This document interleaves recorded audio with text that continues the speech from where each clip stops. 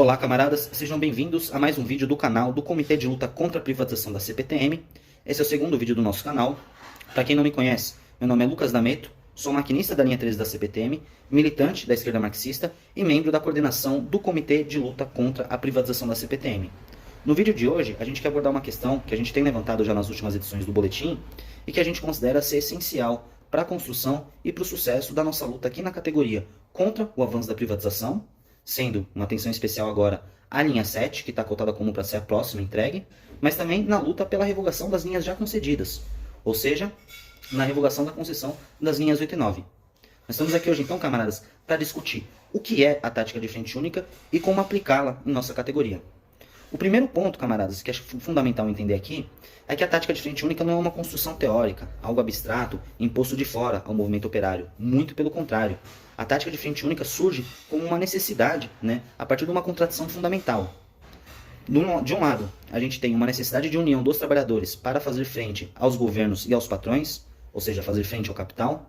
E por outro lado, a gente tem uma classe operária que historicamente é fragmentada politicamente. Isso não só aqui no Brasil, mas no mundo, Quer dizer, uma classe operária que conta com diversas organizações diferentes, sindicatos, partidos, cada qual com seu respectivo programa, sua respectiva tática, seus objetivos diferentes e métodos de luta diferentes.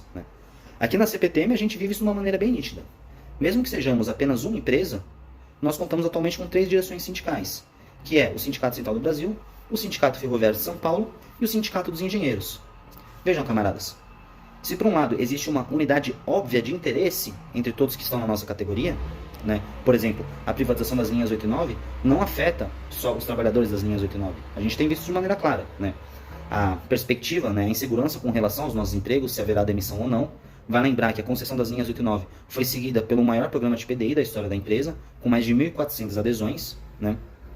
E não apenas isso, a gente vai sentir os impactos também a partir do ano que vem, quando a gente tiver que sentar na mesa para negociar um novo acordo coletivo. Não tenham a menor dúvida que a direção da empresa vai alegar a perda das linhas 8 e 9, o par de linhas que mais movimentava passageiros e a consequente redução do fluxo de caixa da empresa, como uma justificativa para não dar reajuste e para aprofundar ainda mais os ataques às condições de trabalho dos ferroviários, que atualmente já está bem degradada. E não apenas uma unidade de interesse dos trabalhadores das diferentes linhas porque estão na mesma empresa, mas existe também uma convergência de unidade dos interesses dos próprios passageiros do sistema. Vejam, camaradas, mesmo depois desse contrato extremamente generoso que o governo do estado fez com a iniciativa privada, diria até praticamente filantrópico, ainda assim houve uma redução brutal na qualidade do serviço prestado. Que é uma questão que a gente já vem levantando há tempo do que significa a privatização de fato, a privatização dos serviços públicos, Mas vejam, camaradas, então não satisfeito em firmar esse contrato extremamente generoso, o governo do estado, na figura do Rodrigo Garcia, seguiu numa cruzada recentemente de desmonte da empresa pública em benefício da iniciativa privada. Então eu estou falando aqui do empréstimo de técnicos da CPTM para fazer obras de manutenção nas vias 8 e 9, a cessão de peças e até mesmo reformas em algumas estações. Chegou-se até mesmo a cogitar um empréstimo da plataforma da Barra Funda que estava sendo reformada recentemente. Ou seja, são recursos que vão fazer falta nas demais linhas da empresa pública que estão sendo desviados para o benefício da iniciativa privada. Ou seja, mesmo você que é um passageiro, que pega as linhas 11 e 12, é uma questão de tempo até a qualidade do serviço também ficar ainda mais deteriorada nessas linhas. Não é só para o passageiro das linhas 8 e 9 que a situação piora. É para todo mundo que depende da empresa pública para se locomover pela cidade e pela região metropolitana de São Paulo. Simples assim. Vou dar mais um exemplo. Recentemente a gente teve aquele incêndio na rede aérea, na linha 7, que paralisou o serviço por boa parte do dia. Inclusive foi necessário acionar o serviço Paese. Não por coincidência, companheiros, é justamente na linha 7 que tem saído a cessão de peças, inclusive um empréstimo de pessoal da manutenção. E é justamente na linha onde a gente teve essa cessão de recursos públicos que agora a gente se viu diante de um puta acidente, gravíssimo inclusive. Então, camaradas, fica claro que existe uma unidade de interesses. E, no entanto, como eu estava dizendo, a nossa categoria ela é dividida politicamente em várias organizações. É aí que entra a questão da tática da frente única. O que a gente defende sem desmanchar a independência dessas organizações, de maneira que cada uma possa manter o seu próprio programa, a sua independência política em relação às demais, ainda assim se faz necessário a construção de uma luta prática, concreta, em torno de um objetivo comum. Nós entendemos que a luta contra a privatização é justamente isso. Que nessa luta devem se unir, mesmo que tenham divergências, e nós, para quem nos acompanha, sabe que temos muitas divergências com as direções sindicais constituídas dentro da empresa. E ainda assim, nos colocamos à disposição de marchar ombro a ombro com essas direções, que somos muito críticos, porque nós entendemos que a unidade não é uma coisa artificial, mas é uma necessidade, inclusive é um anseio da nossa categoria. e é a única possibilidade real de vitória. Eu expus aqui em poucas linhas, de uma maneira bem resumida. Nós vamos deixar aqui na parte de baixo, na descrição do vídeo, links com artigos que tratam justamente da questão da tática de frente única, né? Porque não fomos nós, do Comitê de Luta contra a Privatização da CPTM, que inventamos a roda. Como eu já coloquei anteriormente, a tática de frente única é uma necessidade do movimento proletário, e como tal, já foi aplicada diversas vezes na história com resultados muito positivos. Imagina que todos aqui conheçam a Revoada das Galinhas Verdes, né? Um exemplo de tática de frente única aplicada, né, quando várias organizações operárias se reuniram na Praça da Sé para dar um pau e botar para correr a cobra fascista brasileira, né, o movimento integralista, que inclusive nunca mais se recuperou dessa revoada, e a gente pode dizer que foi ali o começo do fim do integralismo no Brasil, embora recentemente nós temos visto aí algumas tentativas de ressuscitar esse movimento, né? Aonde a tática da frente única está explicada, né, apresentada de uma maneira mais clara, mais direta, é justamente nas teses do terceiro congresso da Internacional Comunista. São dedicadas, uma parte delas, exclusivamente para tratar da questão da tática de frente única, é o que a gente vai estar deixando linkado aqui na parte de baixo da descrição do vídeo. Agora, camaradas, interessa saber como aplicar a tática de frente única dentro da nossa categoria. Para isso, eu queria que vocês voltassem comigo um tempo, um pouquinho, só um ano atrás, para a greve que nós realizamos no ano passado, uma das maiores greves da história da categoria. Então nós temos dois exemplos. O primeiro do que não fazer, e o segundo de como sim aplicar a tática de frente única de uma maneira vitoriosa, que inclusive rendeu resultados, né? Vamos primeiro começar pelo exemplo ruim do que não fazer, né, camaradas? Vocês devem lembrar que nós entramos em greve justamente pelo calote da PPR, que a empresa pretendia dar na gente, assim como mais um ano sem reajuste, mais um ano levando porrada da então gestão Dória. Nesse momento nós entendíamos que o certo a se fazer era entrar em greve, que não só nós deveríamos pôr um basta aos ataques da gestão Dória, como também que era possível sim alcançar uma vitória, né? No entanto, nós somos críticos ferrenhos das decisões tomadas pelas direções sindicais que fracionaram a greve dentro da categoria e fez aquela greve à parcela, uma parte da ferrovia parando num dia e uma parte parando no outro. Vejam, camaradas, não era do interesse de nenhum ferroviário, muito menos da nossa luta, que a gente tivesse uma greve a parcelas dessa maneira. Isso aí foi um momento onde as divergências das diferentes organizações dentro da categoria, no caso dos 3 sindicatos, do então 4, do então Sindicato Central do Brasil, Ferroviário de São Paulo, como falei, engenheiros, e também do finado Sorocabana, que fazia parte da CPTM, antes deles organizarem a entrega das linhas 8 e 9 sem luta nenhuma, importante pontuar, são traidores da nossa categoria, mas então fazia parte, né, até no ano passado, impuseram, né, a partir das suas divergências políticas, como eu disse, uma greve a parcelas, com uma parte da ferrovia parando num dia e uma parte parando no outro. Isso poderia ter conduzido a uma derrota terrível do movimento, que inclusive ia dificultar a mobilização para os anos seguintes. Felizmente isso não aconteceu. Havia muita disposição de luta entre os ferroviários, eram anos já levando porrada da gestão Dória e das gestões anteriores, a gente tinha bastante entalado na garganta. Então, apesar de todos os desmandos, de todas as cabeçadas das direções sindicais, a greve conseguiu ir adiante e a gente arrancou tanto o pagamento da PPR quanto o reajuste nos salários. Mas isso poderia ter acabado de uma maneira muito diferente, né? A decisão de dividir a nossa greve foi a pior decisão possível a ser tomada. Isso qualquer ferroviário compreende. Essa decisão não foi tomada pensando de um ponto de vista tático, de como alcançar as nossas reivindicações. A adesão de fracionar a greve foi tomada a partir de uma divergência política entre as direções. Ou seja, foi colocado à frente, né, se sobrepôs ao interesse e às necessidades da categoria, o que era uma disputa entre burocracias das diferentes direções sindicais. Isso poderia ter acabado muito mal, mas como eu disse, infelizmente, a categoria seguiu adiante. Agora, nessa mesma greve, mais especificamente a que aconteceu aqui no lado leste, das linhas 11, 12 e 13, né, que foi depois da greve das linhas 7, 8, 9 e 10, nós tivemos aqui um exemplo da aplicação da tática de frente única que foi vitorioso, né, através da ação dos comandos de greve. Eu já falei anteriormente no vídeo, nós do comitê temos sim divergência política com as outras direções sindicais, no entanto, nós entendemos que a unidade, numa situação como, por exemplo, a greve, deve se sobrepor essas divergências. Por isso, desde o começo, nós não só apoiamos as greves que aconteceram nas outras linhas, né, na 7, 8, 9 e 10, como lançamos um boletim chamando os trabalhadores a participar da Assembleia e a defender a posição da greve na Assembleia do Sindicato. Inclusive eu, né, e outros camaradas do comitê participamos da Assembleia do Sindicato, defendemos lá a necessidade de construção da greve e ainda chegamos a impulsionar os comandos de greve, né? A partir do pessoal que já estava ali na Assembleia à noite, os trabalhadores mais dispostos, mais avançados, que queriam, não estavam satisfeitos apenas em decretar a greve e cruzar os braços, e sim queriam construir uma greve militante, um movimento combativo de verdade, nós montamos grupo no WhatsApp, construímos um comando de greve que durante a madrugada fez o serviço de ligar para o pessoal que entrar na manhã no dia seguinte, avisando que foi decidida a greve, né? Conversar com o pessoal da noite que já tinha entrado para que eles não rodassem a partir da meia-noite, organizar o serviço dos maquinistas de carro para ir buscar outros maquinistas que estavam largados ao longo do trecho, além de fazer agitação nos locais de trabalho, como por exemplo estações e até mesmo em pátios de oficinas, né? Algumas delas que nem sabiam que estava acontecendo uma assembleia para decidir sobre greve naquele mesmo dia.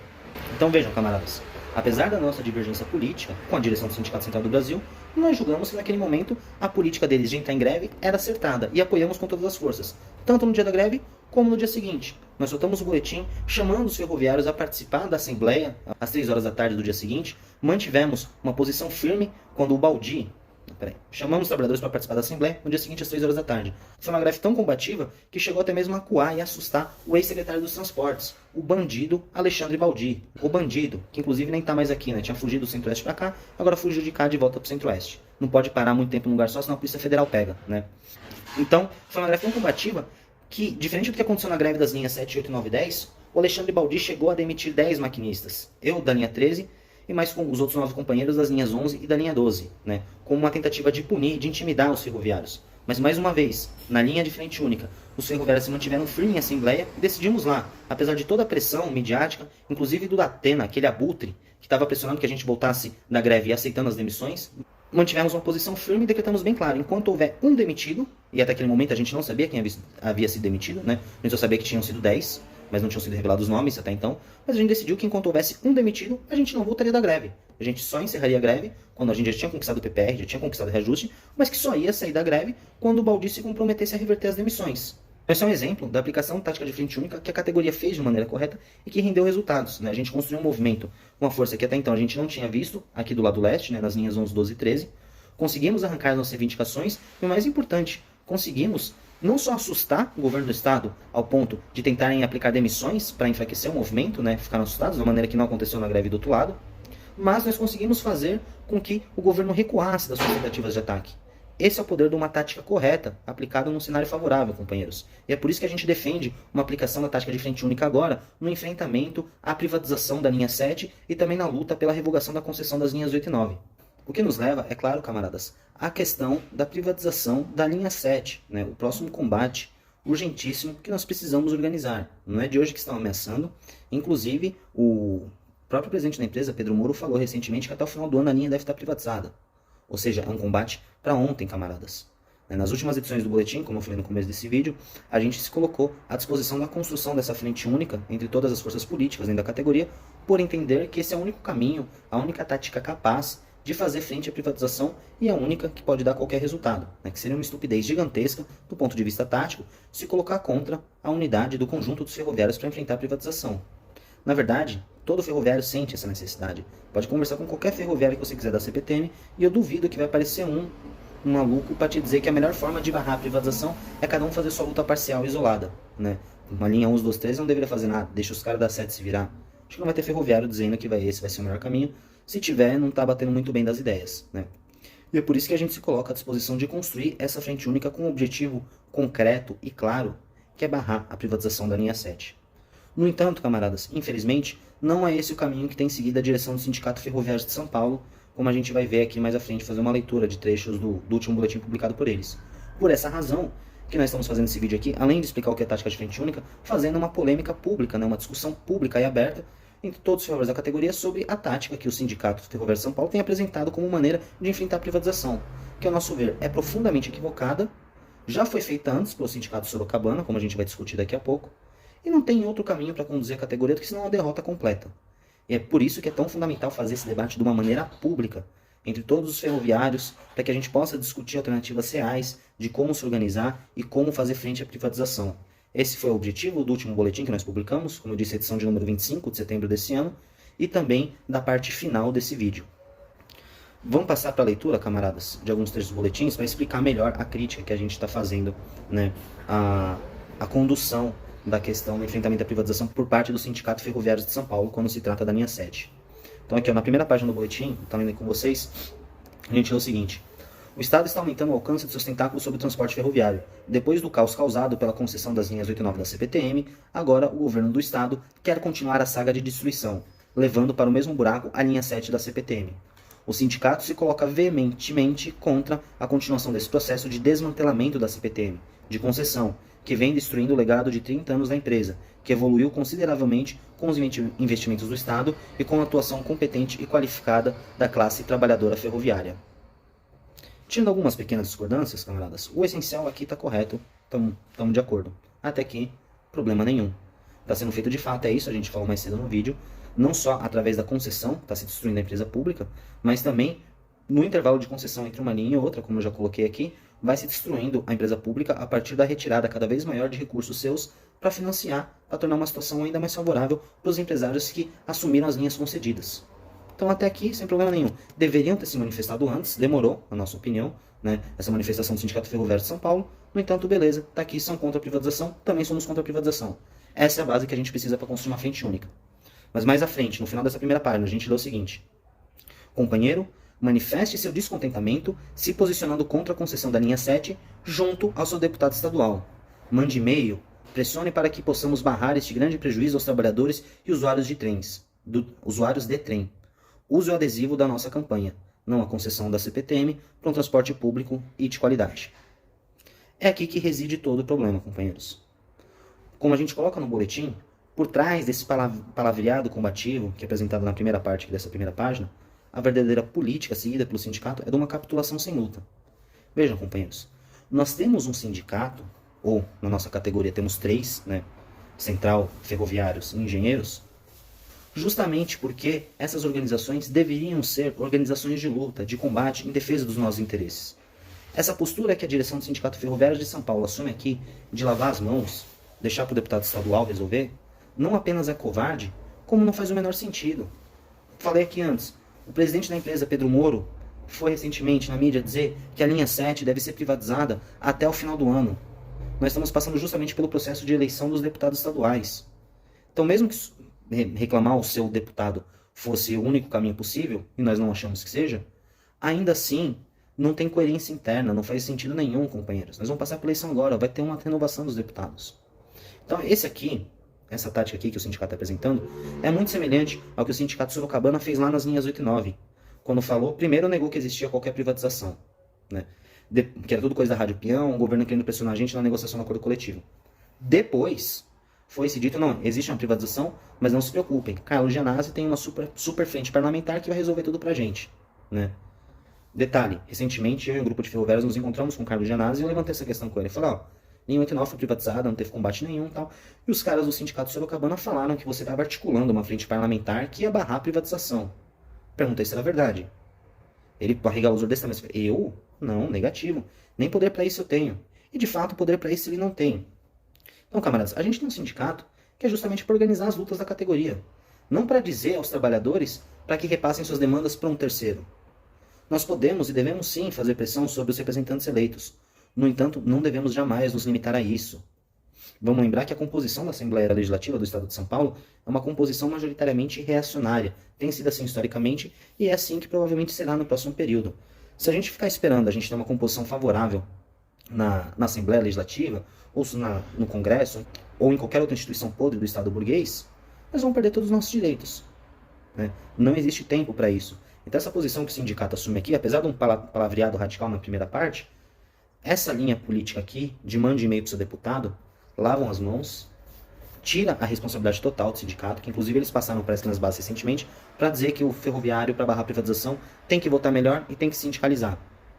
Agora eu pergunto, com uma política dessa aqui, que consiste em falar para o ferroviário mandar e-mail para o seu deputado estadual, acho que a parte de sindicalizar nem precisaria então, né? Porque o sindicato existe para dizer para a gente que tem que mandar e-mail para outra pessoa resolver nossos problemas, e não para nos organizar, para que nós mesmos resolvamos nossos problemas com as próprias mãos. Então, desculpa, a parte de sindicalizar me parece completamente supérflua, né? Claro que eu discordo radicalmente disso, eu mesmo sou sindicalizado, apesar de, como disse, estar no Comitê de Luta contra a Privatização, que tem várias divergências políticas com os sindicatos, mas eu mesmo sou sindicalizado, que eu entendo que é fundamental, que é necessário disputar essas direções, é necessário dialogar com os trabalhadores em todas as atividades públicas, em todos os espaços de democracia operária que temos dentro da nossa categoria, né? Isso aqui está completamente equivocado. Na parte de trás desse boletim, camaradas, eu nem vou ler, é uma narração, né, uma descrição do caos que tem vivido nas linhas depois da privatização. Então fala dos acidentes, fala de atropelamentos, da cessão de técnicos, e tudo isso está adequado, está correto. No entanto, é insuficiente, camaradas. Veja, nós dentro da ferrovia já temos isso bem claro, mas tem toda aí dezenas, centenas de milhares de passageiros, eu vou dizer milhões, que pegam o sistema de transporte todos os dias, que utilizam a CPTM todos os dias, que simplesmente não estão sabendo disso. Então, ao menos que a gente faça as informações contidas num boletim desse tipo chegar até a população, ele vai permanecer letra morta. Esse deve ser um instrumento de agitação usado entre os passageiros do sistema. Veja, através dos atos que a gente tem feito nas linhas 8 e 9, né, especialmente no terminal Grajaú, a gente abriu contato com centenas de passageiros que estão pela revogação da concessão, que entendem agora, a partir da experiência prática na pele, o que significa a privatização de verdade, camaradas. São contatos essenciais que podem nos ajudar no trabalho de diálogo com os passageiros da linha 7. Outros passageiros explicando, para quem utiliza a linha 7, o que foi o inferno que virou a vida deles depois que as linhas 8 e 9 foram privatizadas.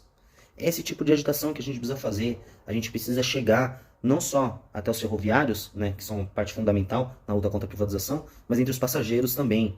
E a gente considera que não só é possível, como deve ser feito. A própria experiência prática que a gente tem tido no Grajaú é uma prova indiscutível desse fato.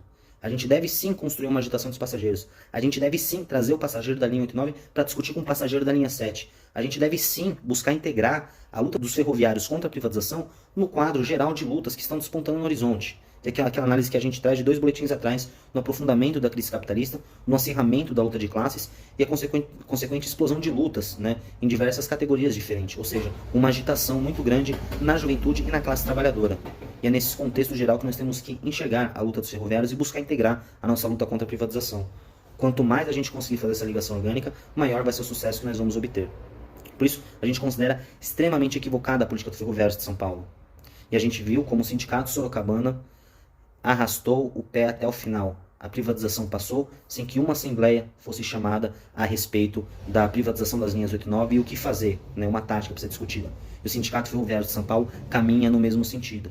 Por isso que nós estamos chamando o nosso boletim, nós não podemos esperar, nós estamos chamando o nosso boletim ferroviários das linhas 7 e 10, que estão dispostos a construir a luta contra a privatização, que não querem simplesmente cruzar os braços, deitar esperando a morte chegar, para que se organizem com a gente, para que a gente possa fazer uma agitação entre os ferroviários da CPTM e comece a discutir a mobilização contra a privatização, para que a gente possa fazer atos entre os passageiros, da mesma forma que já temos feito com o comitê, lá nas linhas 8 e 9, fazer atos entre os passageiros aí na linha 7, trazer o passageiro que a gente abriu contato, que agora acompanha o trabalho do comitê e conversa com a gente, para discutir com o passageiro que utiliza a linha 7 e falar para ele a própria experiência que ele sente a partir da privatização, né?